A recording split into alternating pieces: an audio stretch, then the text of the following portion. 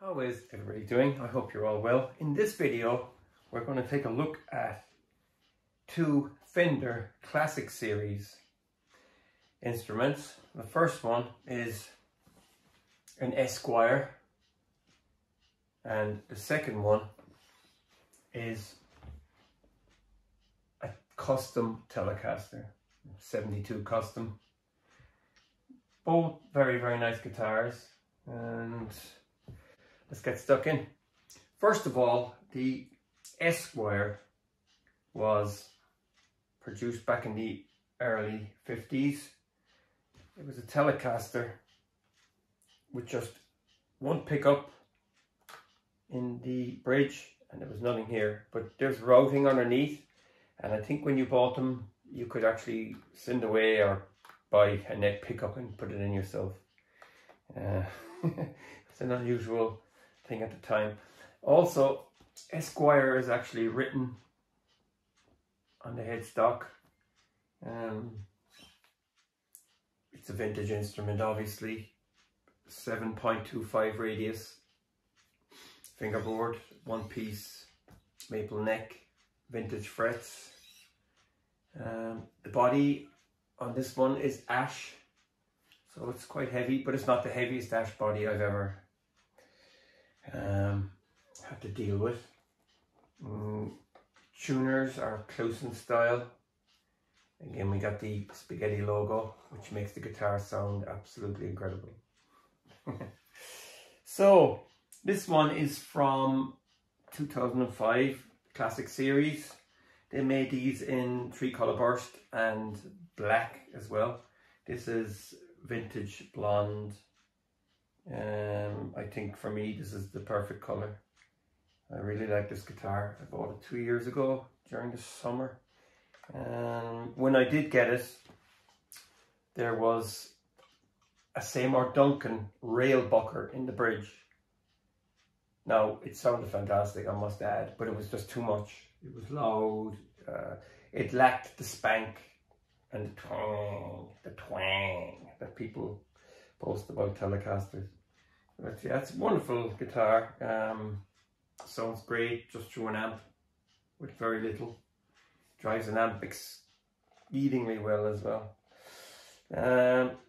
What I did was I ended up buying a no-caster broadcaster Alnico 3 from Q Pickups, and they're based in Croatia. I just emailed him and he made it for me. These are all hand wound. It's a nice pickup. The Fender pickup would have had a plastic bobbin on it. This one is the real deal. It's got the pushback wire, the whole shebang. Also under the hood here, you've got the L-Rod mod, which has got the oil and paper caps and the whole shebang. Very, very nice. I got that made as well. You don't really notice the difference, you know, I'll be totally honest. 3 steel saddles, and these are actually steel. They're the steel saddles with the little notches on them. But I actually changed them out for brass, compensated, but I recently put them back again. I just think it's got a nicer sting the way it is. It's technically all original except for the pickup. You know, that's the only thing. It's original only for the pickup. But yeah, I like it, you know. I to be honest, I don't think I would ever stick a Fender pickup back in there because, well, if I got a no-caster broadcaster original, not an original, but if I got one with the same specs, you know, I think the plastic looks a bit stupid, you know. Card bobbins are nicer. They're just a little bit more authentic. So yeah, it's a lovely guitar. I really like it. It's one of my favorites.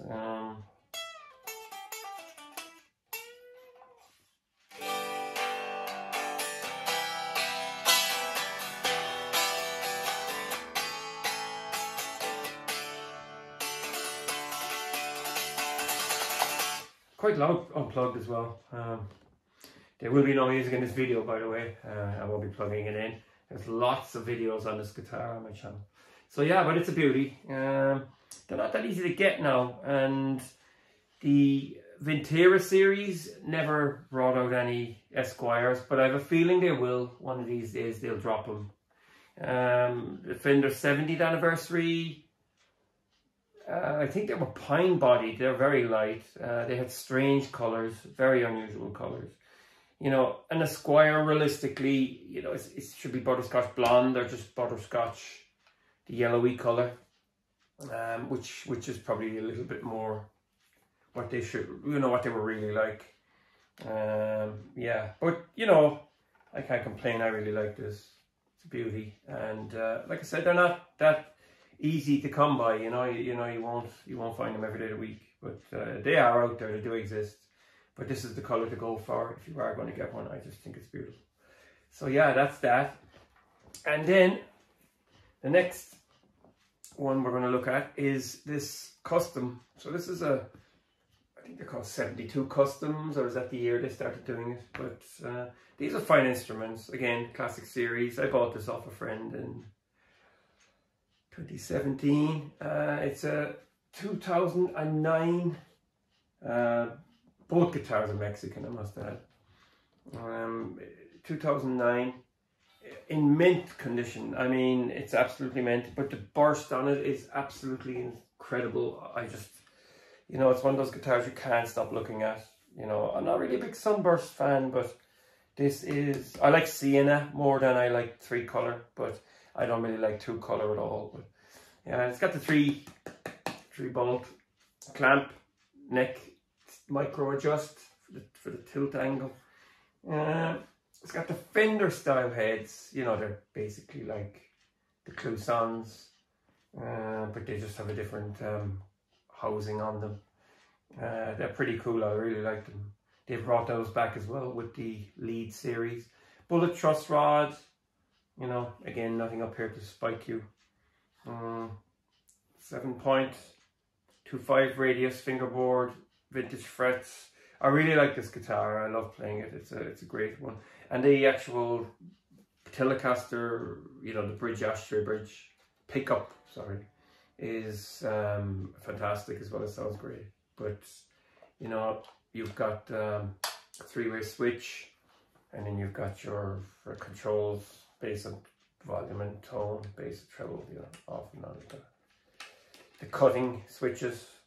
But one thing, this is not a Kunafi. It's not a wide range humbucker. It looks like one. It's got the same size and everything, but there's a normal humbucker underneath here. It's not bad. I really, really like it, but it just doesn't have that original. They are making them again. I'm probably going to buy one eventually and pop it in. Because I like this guitar, and it's just absolutely perfect. Not that heavy either. It's nice and light, but I think it deserves the wide range humbucker. They're not cheap, but you know, I think it deserves it because it's a nice instrument. It's definitely, you know, extremely well made, and I can't really find fault with it. So yeah, there you go. That's the custom Tele, and the, see, this is much heavier. And the Esquire, this is your bare bones rock and roll machine. Like I said, takes drive pedals extremely well. This does as well. You know, this sounds fantastic. This sounds great as well in the middle position. And oh yeah, just to finish off, just in case some people don't really know what an Esquire actually does, is that you have master volume, master tone. But when the switch is back here, you're getting the pickup right into the jack output. So that's it, it's raw, it's got the bite. Then when you move into position 2, you can actually back the tone off. The tone is on the actual circuit. And then up here, it's a muted sound, very, very muted, very dull. You can, sometimes you can't really even, it's all muffled, very dark. But when you crank it through a distortion pedal, you get this Gibson-like growl, which I absolutely love. So yeah, there's a trick up the sleeve on these guitars. They're not what they look like. So really, really cool. I've done a gig with this, and you know, you could play it till the cows come home. It's very comfortable, and I really enjoyed it. And yeah, it sounds great, just like a Tele should. So that's it. Thanks for watching. Feel free to subscribe, and take care.